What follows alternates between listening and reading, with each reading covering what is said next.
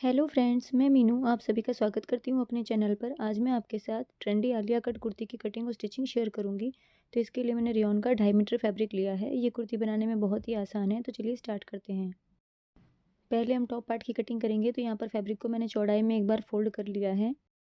अब इस पर टॉप पार्ट की लेंथ के लिए मार्किंग करेंगे।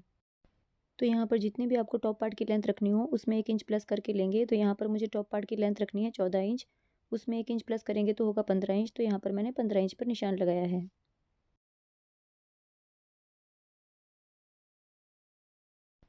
इन निशानों को स्केल की मदद से मिलाते हुए स्ट्रेट लाइन ड्रॉ कर लेंगे।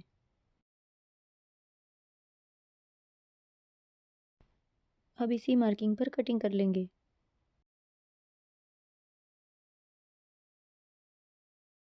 इस साइड से भी फैब्रिक को कट कर लेंगे।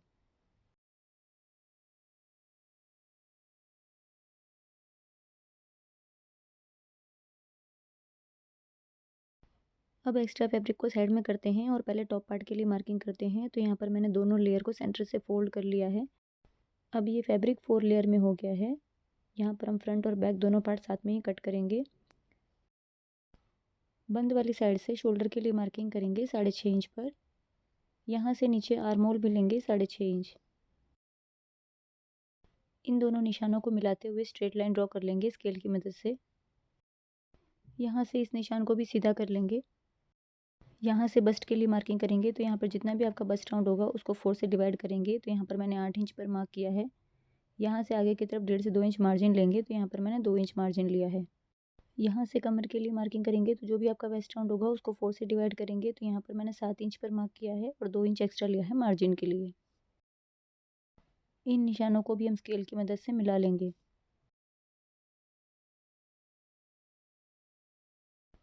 नीचे की तरफ से 1 इंच पर मार्क करेंगे और यहाँ पर हल्की सी गोलाई देते हुए सेंटर में मिला देंगे। यहाँ पर आर्म होल का शेप ड्रॉ करेंगे और आधे इंच अंदर से फ्रंट आर्म होल के लिए शेप ड्रॉ करेंगे। नेक के लिए 2.5 इंच पर मार्क करेंगे। सामने की तरफ आधा इंच शोल्डर डाउन करेंगे। इस पॉइंट को नेक के पॉइंट तक मिला लेंगे। अब इसी मार्किंग पर कटिंग कर लेंगे। तो यहाँ पर मैंने कटिंग कर ली है। अब इसमें से बैक पार्ट को अलग करेंगे और फ्रंट पार्ट को फिर से अच्छे से बिछाएंगे और फ्रंट आर्म होल की कटिंग कर लेंगे। फ्रंट आर्म होल की कटिंग भी यहाँ पर मैंने कर ली है। अब ये बंद वाली साइड है, तो बंद वाली साइड पर हम नीचे की तरफ से 4 इंच पर एक मार्क करेंगे। इस मार्किंग को मार्जिन की तरफ तिरछे में मिलाएंगे।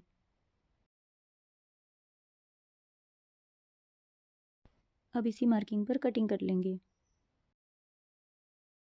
फ्रंट के टॉप पार्ट की कटिंग हो गई है। ये खोलने से कुछ इस तरीके से दिखाई देगा। नेक हम स्टिचिंग के टाइम पे कट करेंगे। अब हम स्लीव की तरफ चलते हैं। तो यहाँ पर स्लीव के लिए अगेन मैंने फैब्रिक को 4 लेयर में रखा हुआ है। फैब्रिक की लेंथ है यहाँ पर 10.5 इंच। फोल्ड करने के लिए हम अलग से पट्टी लगाएंगे। और फैब्रिक की विड्थ है 9 इंच। ओपन वाली साइड से 3 इंच पर मार्क करेंगे। स्लीव राउंड के लिए 6 इंच पर मार्क करेंगे। 4.5 इंच तैयार रहेगा और 1.5 इंच मार्जिन। इन दोनों निशानों को भी मिला लेंगे। यहाँ से स्लीव का शेप ड्रॉ कर लेंगे। आधे इंच अंदर से फ्रंट आर्म होल के लिए शेप बनाएंगे। अब आउटर शेप से स्लीव की कटिंग कर लेंगे।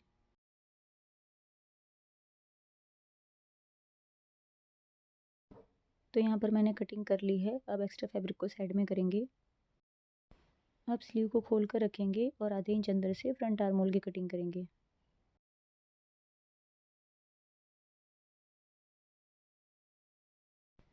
तो यहाँ पर स्लीव की भी कटिंग हो गई है। अब हम बॉटम पार्ट की कटिंग करेंगे।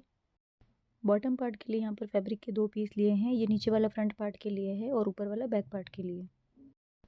फैब्रिक की चौड़ाई है 42 इंच और फैब्रिक की लंबाई यहाँ पर मैंने ली है 32 इंच बैक पार्ट के लिए। तो जितनी भी आपको कुर्ती की टोटल लेंथ रखनी हो उसमें से टॉप पार्ट की लेंथ को माइनस करेंगे और उसमें 1.5 से 2 इंच प्लस करेंगे।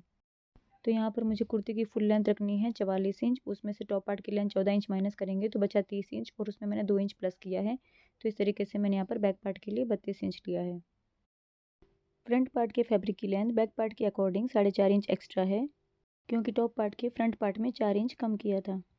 तो वही 4 इंच यहाँ पर बढ़ा कर लेंगे और आधा इंच सिलाई के लिए। अब यहाँ से बैक पार्ट को अलग कर लेंगे और फ्रंट पार्ट में जो हमने 4.5 इंच एक्स्ट्रा बढ़ाया था उस पर मैंने ऑलरेडी निशान लगा लिया है। अब फ्रंट पार्ट को एक बार चौड़ाई में फ़ोल्ड कर लेंगे। चौड़ाई में फ़ोल्ड करने के बाद ये बंद वाली साइड मेरी तरफ है और ओपन वाली साइड सामने की तरफ है। ओपन वाली साइड पर 4.5 इंच पर मार्क करेंगे, जो कि मैंने ऑलरेडी कर रखा है। इस निशान को बंद वाली साइड में कॉर्नर पर तिरछे में मिलाएंगे।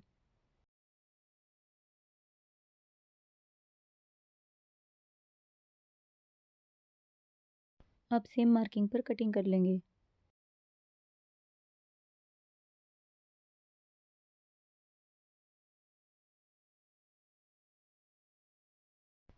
खोलने के बाद ये कुछ इस तरीके से दिखेगा। स्टिचिंग के समय इसमें गैदर्स बना लेंगे। तो अब स्टिचिंग की तरफ चलते हैं। तो यहाँ पर पहले हम टॉप पार्ट का फ्रंट पार्ट तैयार करेंगे। पहले हम नेक बनाएंगे, तो इसके लिए मैंने पेस्टिंग पेपर ले लिया है 7x7 इंच का। सेंटर से इसे फोल्ड करेंगे और बंद वाली साइड से 2.5 इंच पर नेक की चौड़ाई के लिए मार्किंग करेंगे और 6 इंच पर नेक की गहराई के लिए मार्किंग करेंगे। इन दोनों निशानों को मिलाते हुए एक बॉक्स बना लेंगे।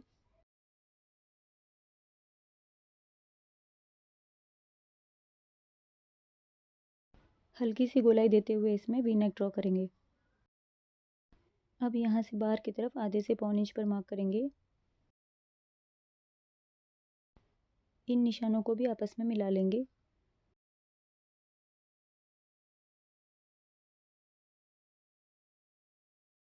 अब इस पर पिन लगा लेंगे। अब इसी मार्किंग पर कटिंग कर लेंगे।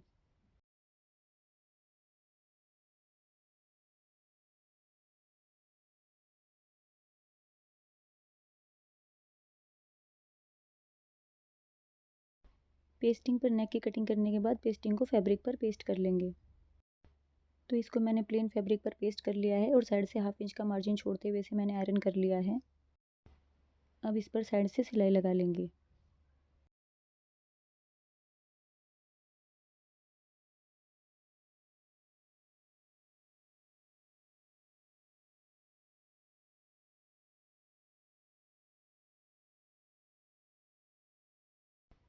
अब टॉप पार्ट को सेंटर से फोल्ड करेंगे और सेंटर में एक मार्क करेंगे।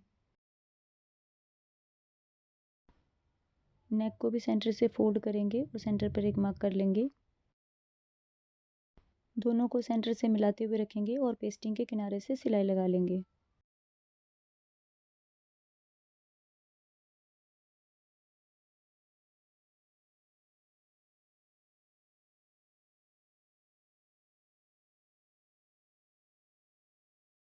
नेक अटैच करने के बाद एक्स्ट्रा फैब्रिक को साइड में करेंगे और नेक पर छोटे छोटे से कट लगा लेंगे। नेक की पट्टी को रॉन्ग साइड में टर्न करेंगे और नेक पर आयरन कर लेंगे। तो ये टॉप पार्ट का फ्रंट पार्ट रेडी हो गया है। अब हम बॉटम पार्ट तैयार करेंगे। तो यहाँ पर मैंने फ्रंट का बॉटम पार्ट ले लिया है, जो हमने 4.5 इंच एक्स्ट्रा लिया था। इसमें हम गैदर्स बनाएंगे। इसमें हम मोटा टांका करके एक सिलाई लगा लेंगे।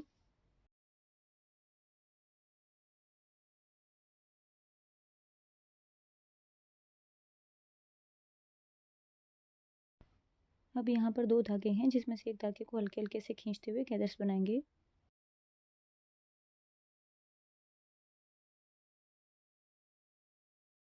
ये गैदर्स हमें टॉप पार्ट के बराबर लेने हैं। तो यहाँ पर मैंने गैदर्स बना लिए हैं और ये कुछ इस तरीके से दिख रहा है। अब हम इसको टॉप पार्ट के साथ अटैच करेंगे। ये गैदर्स टॉप पार्ट के बिल्कुल बराबर आ रहे हैं। अब इन दोनों को सेंटर से मिलाते हुए रखेंगे। टॉप पार्ट को बॉटम पार्ट के ऊपर उल्टा करके रखेंगे और दोनों तरफ किनारे से मिलाते हुए सिलाई लगाकर अटैच कर लेंगे। टॉप पार्ट को बॉटम पार्ट के साथ अटैच कर लिया है। अब इस डिज़ाइन को हाईलाइट करने के लिए हम इस पर लेस लगाएंगे। अब यहाँ पर मैंने रेड और गोल्डन कलर की पतली लेस ली है। इसको हम नेक से लगाएंगे सेंटर की तरफ और फिर हम साइड की तरफ जहाँ पर हमने डिज़ाइन बनाई है उस पर लगाएंगे। इसी तरीके से हम दूसरी साइड में भी लेस को अटैच कर लेंगे।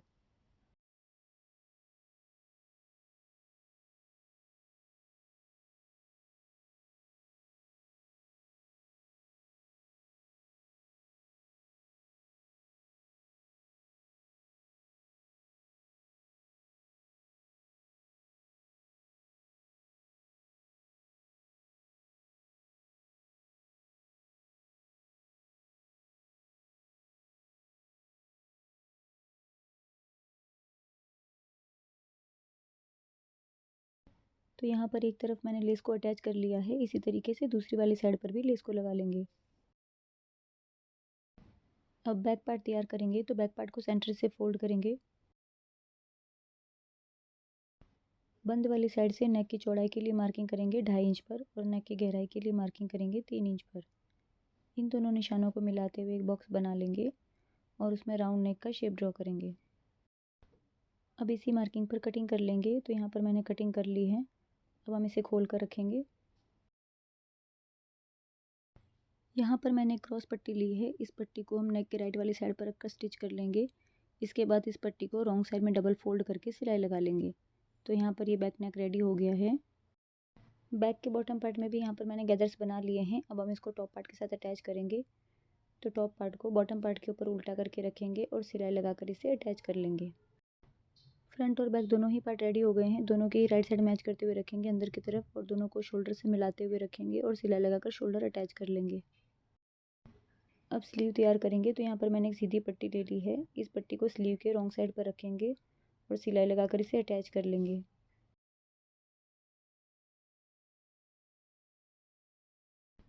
अब इस पट्टी को सीधी तरफ पलटेंगे और किनारे पर सिलाई लगा लेंगे।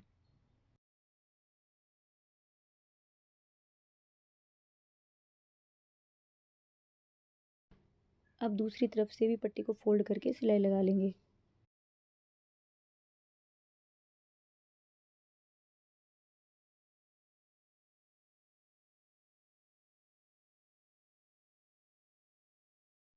अब इसी के ऊपर लेस को अटैच कर लेंगे।